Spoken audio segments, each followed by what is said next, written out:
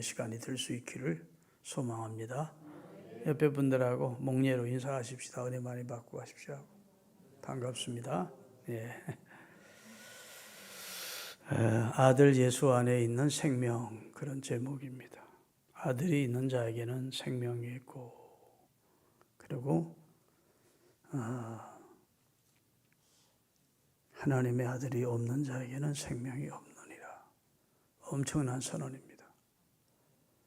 아들이 있는 자에게는, 거기서 아들은 하나님의 아들을 말하는 것이고, 아들을 영접한 자, 아들을 삶의 주인으로 모시고 사는 자, 아들을 구주로 믿는 자는 생명을 얻은 자이고, 하나님의 아들이 없는 자, 하나님의 아들을 모시지 않은 자, 모르는 자, 하나님 아들 예수 그리스도 밖에 있는 자는 생명이 없다.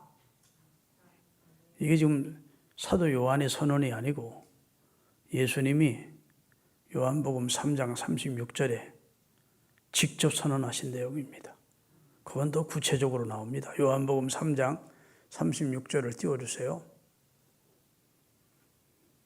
다 같이, 아들을 믿는 자에게는 영생이 있고 아들에게 순종치 아니하는 자는 영생을 보지 못하고 도리어 하나님의 진노가 그 머리 위에 머물러 있는 위태하기 그지없는 상태, 하나님의 진노가 쏟아지기 전에 위험한 상태가 있는 자가 예수 밖에 있는 자고, 아들 예수 그리스도를 믿고 사는 사람은 영생을 소유한 자라고 예수님이 직접 선언하셨습니다. 그러면서 예수님이 그 요한복음 바로 3장에 하나님이 세상을 이처럼 사랑하사 독생자를 주셨다. 이는 저를 믿는 자마다 멸망치 않고 영생을 얻게 하려 합니다. 해서 여기서 영생은 하나님께서 우리에게 주시기를 원하시는 영원한 생명을 말하는 겁니다. 아들이 있는 자에게는 생명이 있고, 그 말은 영원한 생명을 주어지고, 하나님의 아들을 믿지 않는 자는 생명이 없고 숨쉬는 목숨은 붙어 있을지 몰라도 영적 생명은 없는 사람이고, 그런 사람들은 죽어 심판을 받으면 지옥의 형벌을 기다리고 있다.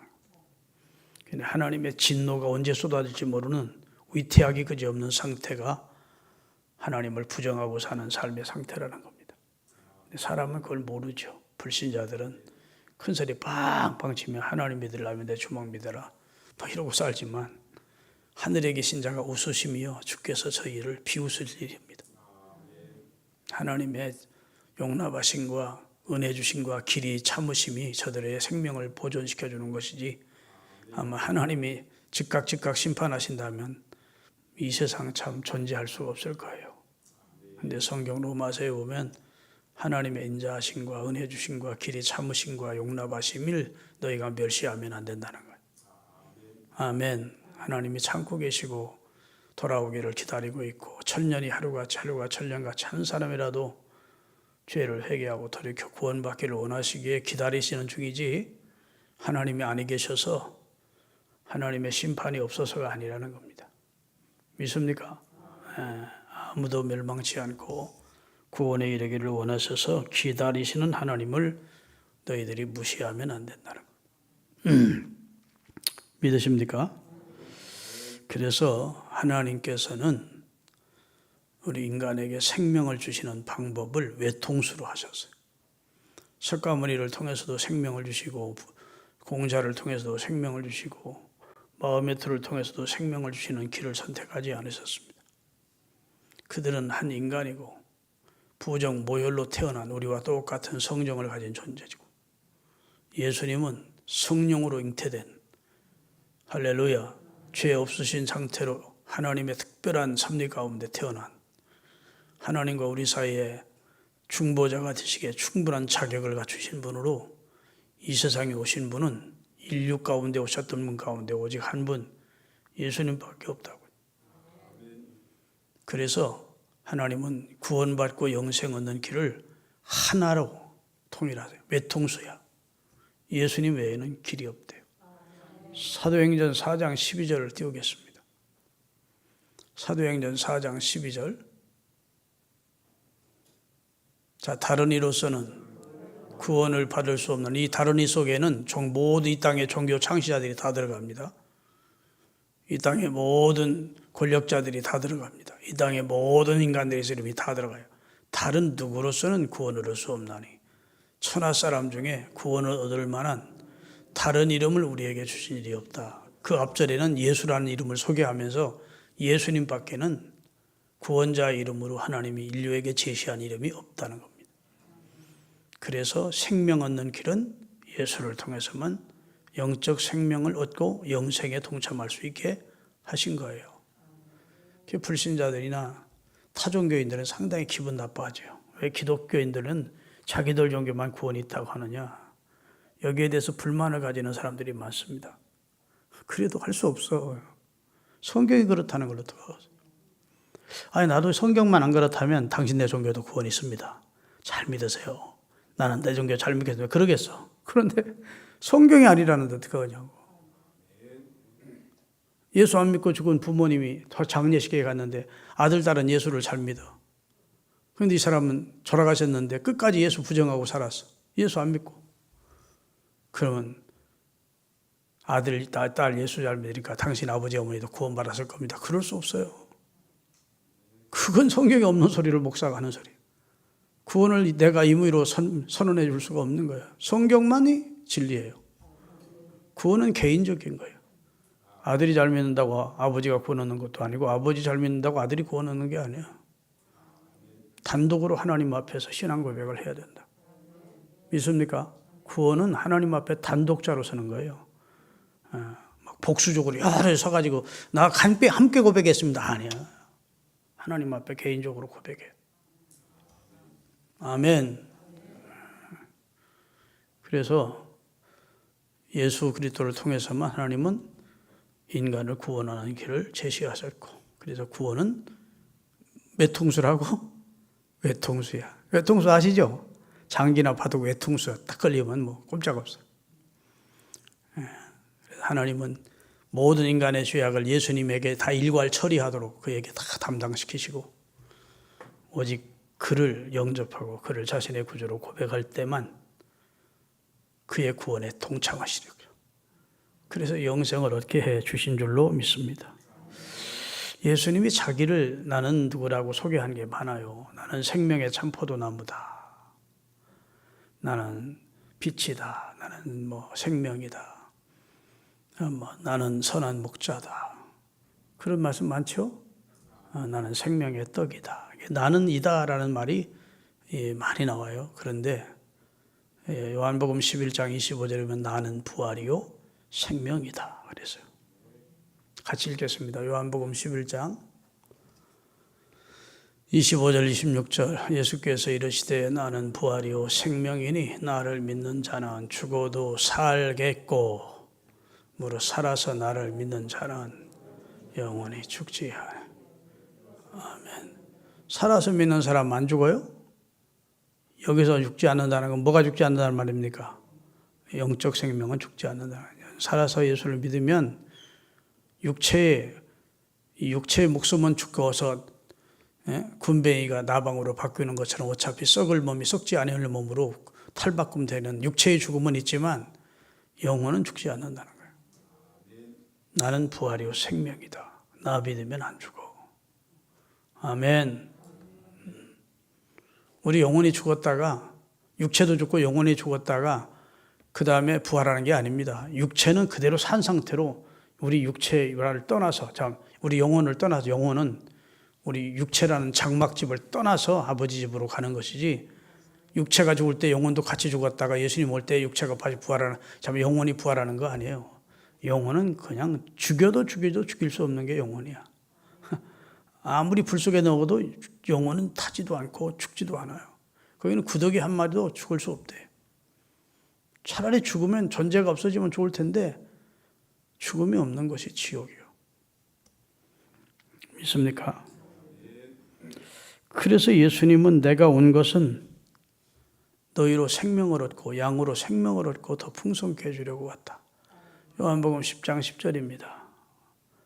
요한복음 10장 10절 도둑이 오는 것은 도적질하고 죽이고 멸망시키는 거. 여기 도적이라는 말에 마귀라는 말로 바꾸어 읽어봅시다. 마귀가 오는 것은 도적질하고 죽이고 멸망시키는 것뿐이요. 그 다음에 내가 온 것은, 여기 예수님이 오신 것은 양으로 생명을 얻게 하고 더 풍성한 생명. 여기 생명이라는 것은 생명, 예수 안에서 영생을 얻게 하고 영원한 생명의 풍성을 누리게 하기 위해서 예수님이 오셨대요. 믿습니까? 이렇게 생각하면 돼요. 여러분, 접붙임이 되는 겁니다. 접붙임은 내가 예수라고 하는 그 생명나무에 내가 접붙임 바 되면 예수의 생명이 내게 전가돼서 이 나무가 아주 너무너무 좋은 나무라. 그럼 돌감나무 같은 아무 가치 없는 나무, 열매 맺어봤자 뜰어서 먹지도 못할 그런 나무라도 그 순을 잘라가지고 참 감람나무 숲에 접붙이면 그 생명의 순이 함께 모여서 생명을 함께 누리는 겁니다. 그래서 요한복음 15장에 보면 나는 포도나무에 너희는 가지인데 내게 와서 붙어 있으라는 거야. 붙어 있으면 같은 생명을 누려서 절로 열매를 맺는다, 이런 말씀이에요. 그러니까 예수를 믿는 것은 예수의 생명이 내게로 접붙임 바 되고 내가 예수님께 접붙임 바 돼서, 사람은 금방 눈에 보이는 않지만 신비롭게도 예수의 생명, 영생의 생명이 내 속에 접붙임 바 된 상태로 나는 이 세상을 사는 겁니다. 생명을 얻은 상태로 사는 거예요. 그래서 환난 중에도 기뻐하고 어려움 속에서도 기도하고 성령의 감동을 경험하고 성령의 위로를 경험하고, 그거 생명 얻은 자가 아니면 아무나 성령의 감동과 위로가 오는 게 아니에요. 성령의 인도함이 오는 게 아니에요. 얼마 전에 장례식 갔다 오다 장로님이 간증하는데 믿음으로 살기로 결단하고 났더니 하나님이 예비한 축복을 그렇게 몰아넣어서 축복을 주시더라고. 그런 모든 과정들이 어려움을 당한 것도 하나님의 섭리고 하나님이 높여주시는 것도 하나님의 섭리고, 어떤 또 집사님 우리 신흥교회로 오게 된 것이 또 하나님의 인도하심이었다. 아주 잘 나갔더라면 여기 안 왔을 거래요. 청와대 경호원에 올라가는데 무슨 신혼조회 하다가 먼 친척 하나가 일본으로 가가지고 북한으로 북송한 사건이라서 그때는 그런 사람들은 정부에서 쓰지를 않았대요. 그래가지고 하여튼 나이도 곡절 끝에 우리 교회로 왔는데 그거 감사하다는 거예요. 그 생명 얻은 사람이 아니면 이런 신세 망쳤습니다. 내 인생 아주 거지 같습니다. 그러지 그걸 감사하겠습니까? 생명의 가치, 영생의 가치, 영혼의 가치를 아는 사람이기 때문에, 하나님의 사랑의 가치를 아는 사람이기 때문에, 구원받은 것이 얼마나 큰 축복인지를 아는 사람이기 때문에 감사한다는 말이 나오는 것이지, 불신자들이 보면 저 바보 같은 사람입니다 하지 않겠습니까? 세상에서 잘 나가는 사람은 부러워하지. 세상에서 여러 가지로 제약을 많이, 어려움을 많이 당하다가 주님 앞에 왔는데, 지금도 그렇다고 크게 외적으로 그냥 부자가 되거나 잘 나가는 입장 아닌데, 근데 믿음을 얻게 됐고, 구원받고, 그냥 감사하다는 거예요. 그 신앙 안에서 해석하는 것이죠. 따라합시다. 모든 것을 신앙으로 해석하는 사람이 성령의 사람이다. 말씀으로 해석하는 것이죠. 지금 자기에 있는 입장을, 현실을 그냥 기분대로 감정대로 판단하지 않고 성경적 시각을 가지고 선지자적 시각을 가지고 해석을 하는 것이죠. 내 상황이 이런 상황이. 그런데 생명 얻었음을 인하여 기뻐하고 감사하는 것 아니겠습니까? 영생이라고 하는 것은 하나님이 누구에게 주시느냐? 요한복음 17장 3절입니다. 다 같이. 영생은 곧 유일하신 참 하나님과 그가 보내신 자 예수 그리스도를 아는 것이니이다. 여기서 아는 것이라는 말은 부부가 서로를 체험하듯이 아는 것을 말합니다. 영생이라고 하는 것은 하나님과 하나님이 보내신 예수님과 영적 교감이 이루어진 사람이 영생을 얻은 사람이에요. 믿습니까? 하나님이라고 불러도 가슴이 뭉클하고 눈시울이 뜨거워지고, 예수님만 불러도 너무 좋고, 그런 교감이 이루어진 사람들이 영생을 얻은 사람들이에요. 왜냐하면 하나님과 그 보내신 예수를 알기 때문에 그런 감동이 오는 거거든요. 그런 사람은 영생 얻은 사람이라고 성경은 말하고 있어요. 믿으시면 아멘. 자, 요한 1서 1장 2절입니다. 여기 자꾸 오늘 생명에 대해서 말씀을 드리는 거예요. 여러분에게 확실하게 예수님이 생명이라는 걸 입증시키기 위해서 제가 성경을 준비를 한 겁니다. 이 생명이 나타나신 바 된지라. 이 생명이 누굴까요? 생명 대신 예수님이 이 세상에 나타나신 바 된지라. 그 영원한 생명을 나 요한이나 다른 제자들이 보았고 증언하여 너희에게 전하노니 이는 아버지와 함께 계시다가 우리에게 나타나신 바 된 그분이다. 아버지와 함께 계시다가 우리와 나타나신 바 된 그분이 무엇이라고요? 생명이래요. 생명. 기독교는 종교라고 하기보다 생명이라고 하는 겁니다. 정확한 의미에서 기독교는 생명입니다. 생명. 종교학적으로 나누면 물론 종교라고 할 수 억지로 종교 아니라고 할 수는 없겠지만 엄밀한 의미에서는 종교라기보다는 생명을 다루는 생명이에요. 믿으시면 아멘. 그래서 우리가 이 세상에 많은 사람들이 지금 생존하는데 성경에 보면 살았으나 죽은 자가 있는 겁니다. 틀림없이 산 자인데 주님이 올 때는 죽은 자가 있는 겁니다. 요한계시록 3장 1절입니다. 다 같이 읽겠습니다. 사대교회 사자에게 편지하라. 하나님의 7 영과 7 별을 가지신 이가 이르시되 내가 네 행위를 아노니 네가 살았다 하는 이름은 가졌으나 살았다고 너는 주장하는데 내가 볼 때 넌 죽었어. 그런 말이에요. 사대교인들 가운데 죽은 믿음 가지고 있는 사람 보고도 주님이 그랬다면 불신자들이 더 말할 것도 없죠. 살았다는 이름은 가졌지만 다 죽은 자. 할렐루야. 사람이 죽는 것은요, 심장은 살아있는데 세포가 10조 개가 넘는 사람이 세포가 있는데 하나씩 죽어가는 겁니다. 또 생성되기도 하지만 죽어가는 것이 훨씬 더 많기 때문에 세포가 10조 개가 넘는 세포가 그걸 노화 현상이라고 그래요. 그리고 노화 현상이 진행되다가 나중에 심장도 멎는 겁니다. 그것이 이제 죽음이에요. 육체의 죽음이요. 그런데 어떤 사람은 심장이 먼저 멎고 그 다음에 따뜻했던 몸이 점점 세포가 죽어가는 겁니다. 썩고. 그건 급속도로 죽는 것이죠. 여하튼 심장이 살아있는데 세포가 죽어가는 건 지금 점점 차근차근 여러분과 제가 노화로 죽어가고 있는 거예요. 참 모처럼 은혜 받으러 수요일 날 나왔더니 죽어가고 있다고 기분 나쁜 소리하고 그렇게 생각하지 마시고 죽음은 누구나 통과해야 되는 하나의 똑같은 누구에게나 주어진 관례적인 일이니까. 근데 우리 사실은 죽음을 생각하면 오늘로 사는 사람은 지혜자이고 삶을 생각하면 오늘을 사는 사람은 어리석은 사람이라는 거예요. 그러니까 언젠가 하나님 앞에 설 날을 생각하면서 오늘을 살아야 인생을 보람있게 뜻있게 가치 있게 살 수 있다는 겁니다. 하여튼 우리는 언젠가는 죽을 것인데 생명 얻지 못한 상태로 죽으면 그 다음에 영원한 형벌이 기다리고 있으니까 이 세상에 사는 동안 예수 그리스도를 통해서 생명을 얻은 영생의 생명을 얻은 자로서 죽어야 그대로 하나님 나라로 직행해서 하나님과 더불어 영생에 동참하는 줄로 믿으시기를 바랍니다. 디모데전서 5장 6절에 보면요, 하나님 볼 때도 죽은 자가 있대요. 일락을 좋아하는 자는 살았으나 죽은 자다. 맨날 쾌락만 쫓아 사는 사람. 성적 쾌락이니 무슨 도박적 쾌락이니 세속적인 쾌락만 추구하는 사람은 몸뚱이는 살았지만 실상은 영적으로는 죽은 사람입니다. 살아있는 사람은 그럴 수가 없다는 거예요. 일락을 좋아하는 자는 살았으나 죽은 자다.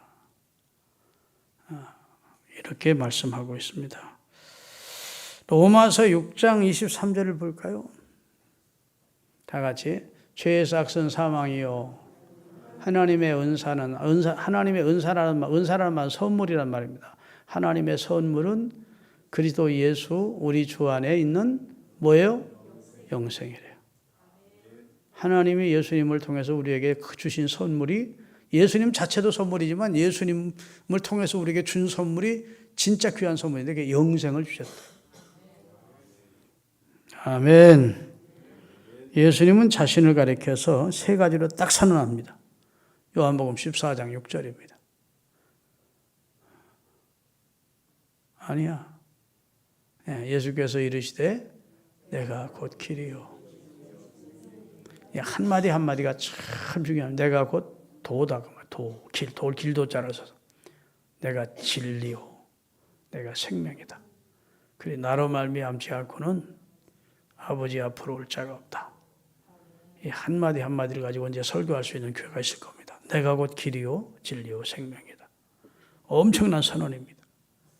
당시 바리새인들이 이런 소리를 듣고서는 노발대발한 겁니다. 지가 뭔데 길이요, 진리요, 생명이라고 그래. 지가 하나님이야? 뭐 이러면서 예수님을 신성 모독자로 몰아서 결국 십자가에 매달아 죽이는 그런 잘못을 범하게 된 것이죠. 할렐루야. 예수님은요, 이 세상에 계실 때 마지막 십자가를 지시기 전날 마지막 만찬을 제자들과 함께 하시기 직전에 아주 중요한 말씀을 하십니다. 그게 요한복음 13장에서부터 기록되어 있어요. 14장 요한복음 찾으세요.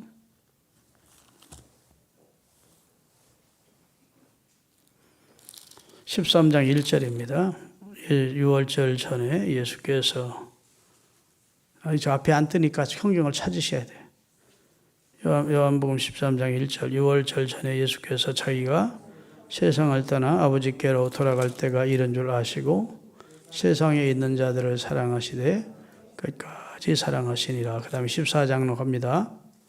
이제 제자들을 마지막 6월절 날 모아놓고 주님이 하신 말씀이 이걸 다락방 강화라 그래요. 1절 너희는 마음에 근심하지 마라. 하나님 믿으니 또 나를 믿으라.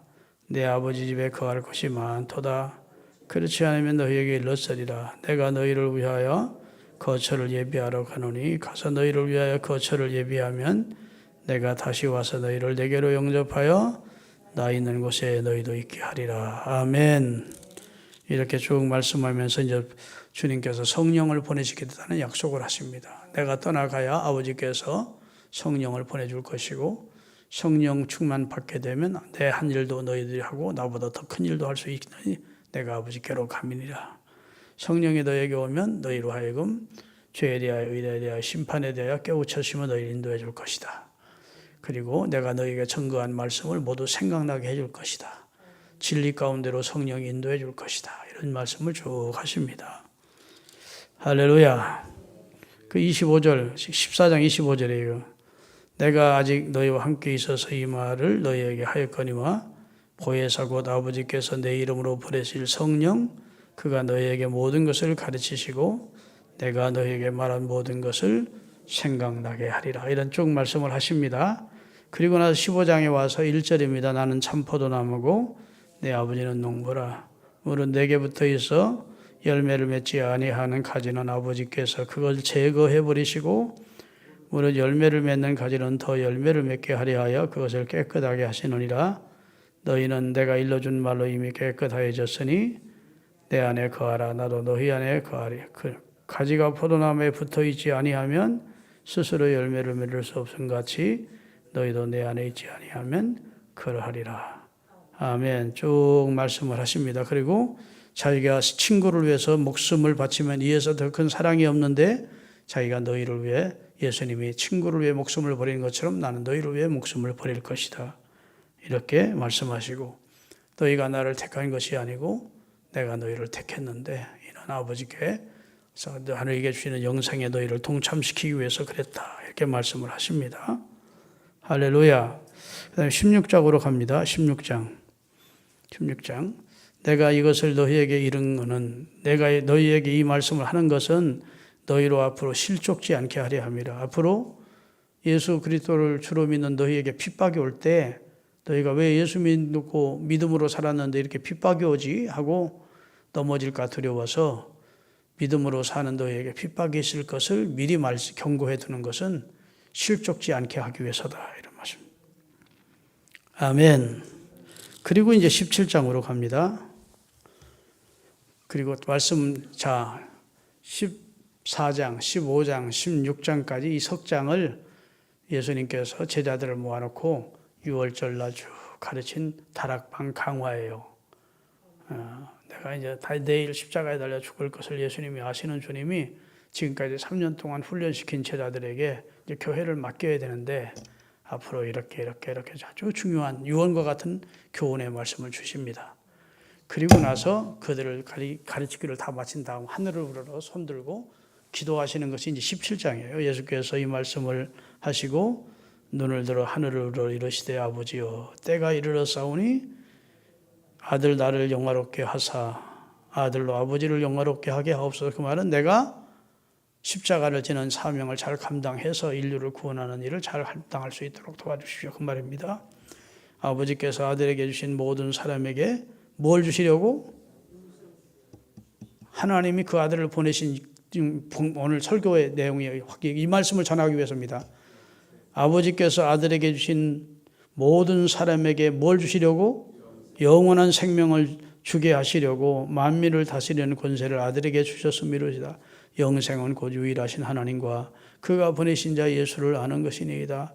아버지께서 내가 하라고 하신 일을 내가 이루어 아버지를 이 세상에서 영화롭게 하였사오니 아버지와 창세전에 내가 아버지와 함께 가졌던 영화로서 창세전부터 예수님은 하나님과 함께 가졌던 영화로운 곳에 계셨다는 겁니다. 잠시 사명을 감당하기 위해서 육체를 입고 이 세상에 오신 것이지 원래는 하나님과 함께 계셨던 분이라는 것을 말씀하시는 거예요. 아버지와 창세전에 내가 아버지와 함께 가졌던 영화로서 지금도 아버지와 함께 나를 영화롭게 하옵소서. 세상 중에서 내게 주신 사람들에게 내가 아버지의 이름을 나타냈습니다. 세상 중에서 아버지가 내게 주신 사람이 누굴까요? 제자들을 말한 겁니다. 지금 앞에 있는 제자들을 이 사람들 하나님이 내게 주신 사람들 아닙니까? 이 사람들을 통해서 하나님 나라 확장시키라고 이들을 내게 붙여주었지 않습니까? 그 말입니다. 나타내었나이다. 그들은 아버지의 것이었는데 내게 주셨으며 그들은 아버지의 말씀을 지켰나이다. 지금 그들은 아버지께서 내게 주신 것이 다 아버지로부터 온 것임을 내 제자들은 알았나이다. 나는 아버지께서 내게 주신 말씀들을 그들에게 주었사오며 그들은 이것을 받고 내가 아버지께로부터 나온 줄을 참으로 아오며 아버지께서 나를 보내신 줄도 내 제자들은 내가 아버지의 아들이라는 것을 아버지께서 나를 보내셨다는 것을 내 제자들은 믿습니다. 그 말입니다. 이 사람들은 나 아버지께 속한 사람들입니다. 그 말입니다. 그 다음에 내가 그들을 위해 비옵나니. 그 말은 누구예요? 지금 직접 그 앞에 있는 제자들을 위해서 하나님 앞에 대신 도구기도 하는 겁니다. 그들을 위해 비옵나니 내가 비옵는 것은 이 세상을 위해서 기도하는 게 아니다. 불신자들을 위해 기도하는 것이 아니라는 겁니다. 이제 내게 주신 자들을 위함이니이다. 그들은 아버지의 것이로소이다. 내 것은 다 아버지의 것이요 아버지의 것은 다 내 것이온데 내가 그들로 말미암아 영광을 얻었나이다. 이 제자들로 인하여 내가 영광을 받았고 이 제자들 때문에 아버지가 영광을 받으셨습니다. 나는 세상에 더 있지 아니하오나 이제는 예수님이 내일 십자가에 돌아가시기 때문에 세상에 더 있지 아니하오나 그들은 세상에 있사옵고 나는 아버지께로 가옵나니 거룩하신 아버지여 내게 주신 아버지의 이름으로 그들을 보존하사 우리와 같이 그들도 하나가 되게 하옵소서. 이게 굉장히 중요한 말입니다. 이들이 갈라지지 않고 싸우지 않고 나와 아버지가 하나이듯 이들도 내 안에서 하나가 돼서 우리 안에서 하나가 돼서 이들이 가진 믿음을 보존시켜 주옵소서라고 우리의 믿음을 주시기도 하시고 거두시기도 하시는 하나님께 간절히 기도하는 내용입니다. 그 다음에 내가 그들과 함께 있을 때 내게 주신 아버지의 이름으로 그들을 보존하고 지키었나이다. 그 중에 하나도 멸망하지 않고 다만 멸망할 자식뿐이오니 그 누구를 가리키는 것이죠? 가룟 유다를 가리키는 멸망할 이는 성경을 응하게 하나님 구약 성경을 성취시키기 위해서 배반자가 하나 나온 것에 지나지 않습니다. 그 말입니다. 지금 내가 아버지께로 가오니 내가 세상에서 이 말을 하옵는 것은 그들로 내 기쁨을 그들 안에 충만히 가지게 하려 함이니이다. 내가 아버지의 말씀을 그들에게 주었사오매 세상이 그들을 미워하였사오니 이는 내가 세상에 속하지 아니함 같이 제자들도 세상에 속하지 아니함 때문에 세상으로부터 미움을 받을 것입니다. 그 말입니다. 내가 비옵는 것은 그들을 세상에서 데려가기를 원함이 아니요 하나님 이들 세상에서 핍박받지 않고 고생하지 않고 하나님 이들의 생명을 빨리 거두어주세요 라고 지금 기도하는 게 아니라는 겁니다. 다만 악에 빠지지 않게 보존되기를 원함이니이다. 내가 세상에 속하지 아니한 같이 그들도 세상에 속하지 아니하사옵나이다. 그들을 진리로 거룩하게 하옵소서. 아버지의 말씀은 진리니이다. 아버지께서 나를 세상에 보내신 것 같이 나도 그들을 세상에 보내었고 또 그들을 위하여 내가 나를 거룩하게 하오니 이는 그들로 진리로 거룩함을 얻게 하려 함이니이다. 내가 비옵는 것은 이 사람들만 위함이 아니요 또 그들의 말로 말미암아 나를 믿는 사람도 위함이니 여기에 여러분과 제가 포함이 되는 거예요. 앞으로 이들이 복음을 전해서 전 세계 예루살렘과 유대와 사마리아와 땅끝까지 제자들이 복음 전함을 통해서 믿게 될 전 세계 그리스도인들이 많이 생길 것이라는 걸 예수님은 내다본 겁니다. 믿습니까?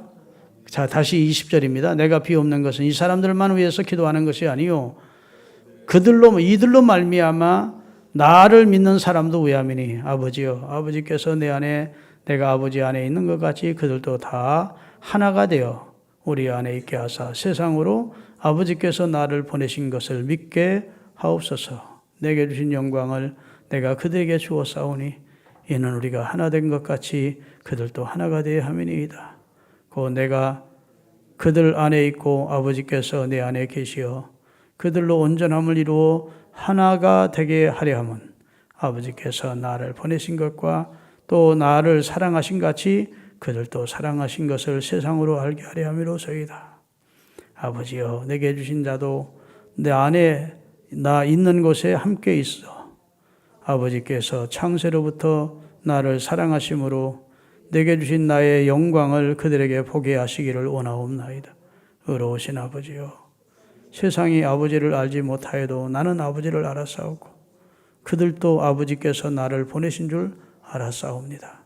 내가 아버지의 이름을 그들에게 알게 하였고 또 알게 하리니 이는 나를 사랑하신 사랑이 그들 안에 있고 나도 그들 안에 있게 하려 함이니이다. 이렇게 긴 기도를 예수님이 마치시고 제자들 데리고 18절에 보면 기도로운 시내를 건너 겟세마네 동산에 기도하러 들어가셨다가 그날 밤 잡히셔서 신문을 받으시고 다음날 십자가에 달려 돌아가시게 되는 겁니다.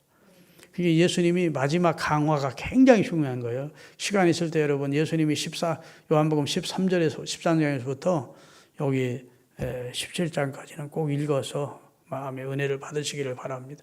예수님이 그냥 이 세상에 무슨 관광하러 오신 거 아니고 무슨 어차피 오셨다가 갑자기 그렇게 그 길을 가신 게 아니고 다 구약에 말씀하신 대로 생명 주러 오신 겁니다.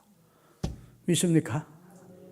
그래서 아들이 있는 자에게는 생명이 있고 하나님의 아들이 없는 자에게는 생명이 없느니라. 13절 오늘 본문 13절 띄우세요. 그 다음에 중요한 말입니다. 내가 하나님의 아들의 이름을 믿는 너희에게 이것을 쓰는 이유는 너희로 하여금 너희에게 영생이 있음을 알게 하려 함이니라. 크게 아멘. 우리에게 영생이 주어졌다는 사실을 알게 하려고 내가 이 글을 쓰고 있는 것이다. 요한이 말씀하고 있어요. 자, 오늘 설교